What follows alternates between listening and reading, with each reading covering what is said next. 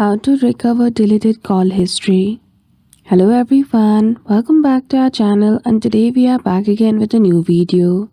So without any delay, let's get into it. For that, firstly open Settings application on your device. Scroll down and go to Users and Accounts. There you will see the option of Other Accounts. Firstly, search for Truecaller or Simply Phone application there. Once you click on it, if you see the restore option, that means it has a backup on your Gmail account. Before that, make sure this feature is toggled on.